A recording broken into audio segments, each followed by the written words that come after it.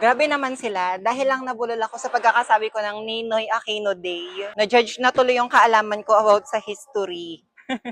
Pero hindi ko na pinapatulan yung mga ganyan na comments, mga mi. Ayoko nang ibaba pa yung pag-iisip ko sa estado ng pag-iisip nila. Kung ganyan talaga sila, wala na akong magagawa doon. May mga tao talaga na manonood ng video mo, tapos hahanapan ka nila ng ilalait sa'yo. Pero at the end of the day, wala na akong pakialam dyan. Kasi yung panonood nila, pasok pa rin naman yun sa views ko, mga mi. At yung mga comment nila, is kasama pa rin sa engagement ng videos ko. Tinapos ko na lang magluto ng pansit, tsaka mga palabok, at yung iba pa, mga mi. And napag-decide ni Lola na magtorta kami ng ampalaya. Ginawa niya na to kanina, tapos binabad niya dito sa tubig na may asin para medyo mabawasan yung pagkapait. Ganon din ba ginagawa niyo? Nakaiwan na rin siya ng bawang sibuyas and kamatis, mga mi. Meron na rin akong egg dito, kaya magluluto na lang yung gagawin ko. Bago ko to iluto, banlawan ko muna para medyo matanggal na yung tubig na may asin. Siyempre para maiwasan din natin na maging maalat ito. Isa lang ko na tong favorite kong kawali from Shuvi, mga mi, 45cm. May nagtatanong pala ng link nito, ilalagay ko na lang sa comment section or dyan sa aking yellow basket. Painitin ko muna. Lagay na tayo ng oil. Medyo dagdagan ko lang. Ang nagustuhan ko sa lutuan na to, mga mi, wala nang magbabakbak dito na naka-coat kasi stainless steel na siya. Tapos ang bilis ko lang nakakaluto dito, mga mi, kasi nga ang bilis niya mag-absorb ng init.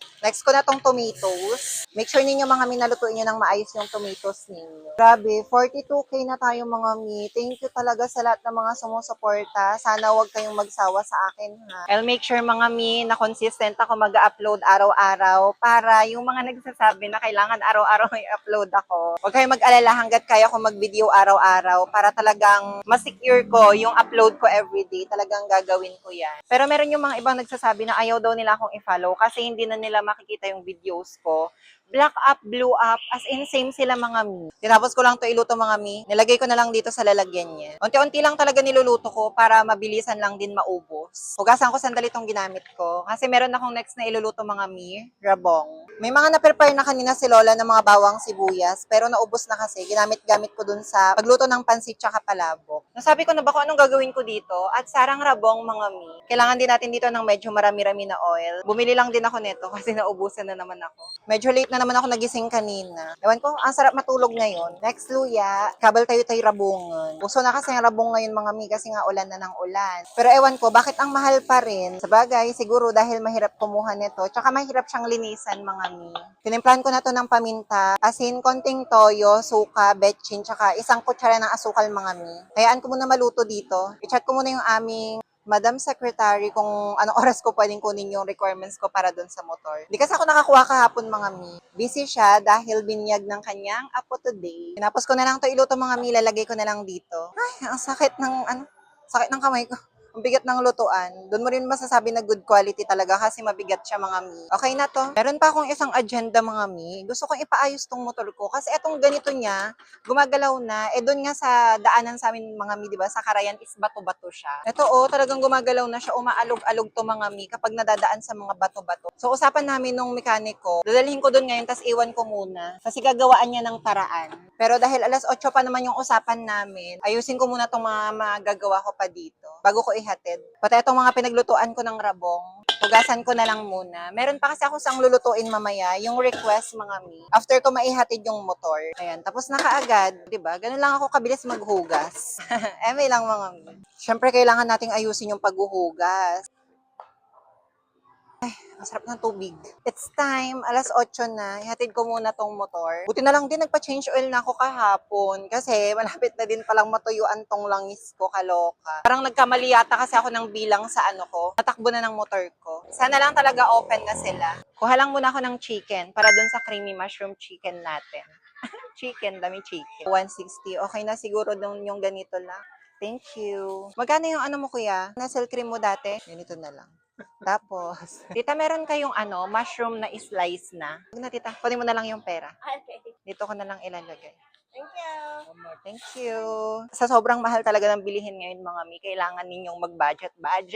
Magtingin kayo ng mas mura. Diretso inayos ko na lang lahat ng kailangan ko, mga mi. Hiniwa ko lang ng ganitong size yung mga chicken natin. Nag-decide ako na 70 pesos yung dalawang piraso na yan. Kasi kinumpute ko siya. 160 tong chicken. And itong mga binili ko worth 100 pesos. So, bali 260 lahat. Mabebenta ko to ng 6 na order times 70 pesos. Meron akong 420, mga mi. Tapos, LS natin yung aking puhunan, which is 260.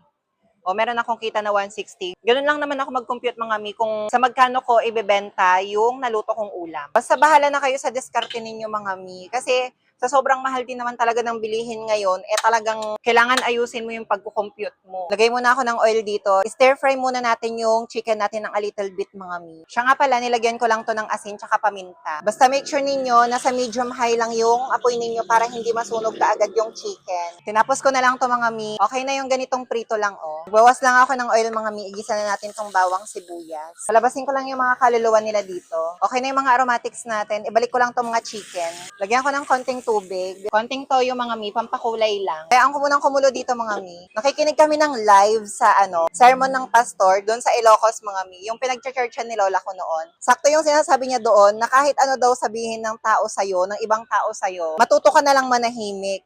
Learn to handle your emotions. Kasi kung nasa mataas na emosyon ka, tapos sirareakan mo pa yung mga sinasabi nila sa'yo, wala din lang naman mangyayari. Less talk, less mistake, kunada nga rod. Dagdag ako ng paminta, asukal mga mi, 1.5. Konting betchin, asin mga mi. Ilagay ko na rin itong mga mushroom from Mega Prime. Charot, prime lang pala. Mekos-mekos ko lang mga mi. Tinapos ko na lang to iluto. Magsandok lang ako ng isang order. Sabi nung nag-order nito, ayaw niya daw ng wings. So, sa part na legs tayo kukuha. Lagyan natin siya ng mushroom. Lagyan natin siya ng sauce. Ito na mga mi, worth 70 pesos, 2 piraso na chicken. Perfect na yan sa isang order. First time ko lang nakaluto ng ganito mga mi. Tara, tikman natin. Thank you, Lord. First bite. Kain tayo mga mi. Kung mahilig ka sa mga creamy na mga pagkain, try mo to. Ang sarap mga mi. Dapat pala dinagdagan ko na lang yung kilo ng chicken na binili ko.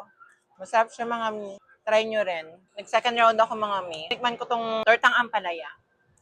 Malpas mga, agugas tayo amanin. Medyo natambakan na ako mga mi. Naipunan na kami ng hugasin.